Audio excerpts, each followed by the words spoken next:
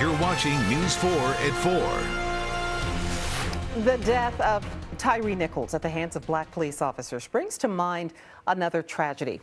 Back in 1955, a mob of white men beat and murdered 14-year-old Emmett Till. Now, demographics of the attackers have changed, but the victims remain the same: unarmed black men. Through history, we've been seeing grieving mothers lead the charge for change, and we must warn you that some of the images you'll see in this story are disturbing. NBC's Bree Jackson is in the district with a look at two mothers fight for justice decades apart. A weeping mother saying a final goodbye to her son. Tyre was a beautiful person, and for this to happen to him is just unimaginable. 29-year-old Tyre Nichols died after being beaten by 5 black police officers, his mother insisting the footage be released to the public.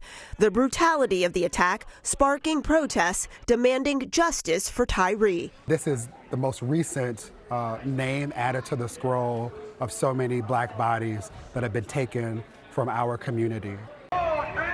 Social justice advocates point to George Floyd, Eric Garner, and other videos of deadly police encounters in recent years, while stressing images of violence against black men in particular stretch back decades. Think often about Mamie Till's decision to publish her son's body to tell the story of what had been done to him. In 1955, 14-year-old Emmett Till was beaten to death by a white mob for allegedly whistling at a white woman.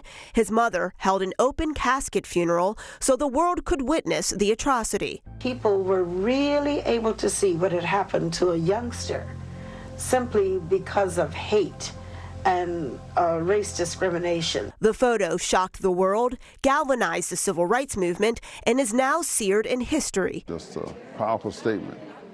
Picture is worth 1,000 words. Reverend Wheeler Parker Jr., Emmett Till's cousin, tells me the fight for justice was a long one, playing out on repeat for decades. It was just last year that Congress passed legislation bearing Emmett Till's name, making lynching a federal hate crime. The wheels of justice grind, but they grind slow. So one thing it tells us about in America, the wrongs that are out there, be patient, it can get done.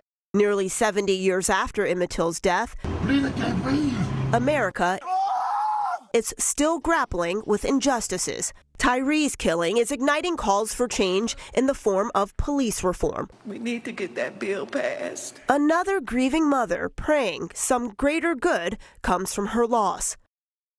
And police reform is one of the topics President Biden is expected to address during his State of the Union speech on Tuesday.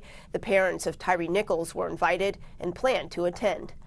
In Washington, Bree Jackson, NBC News.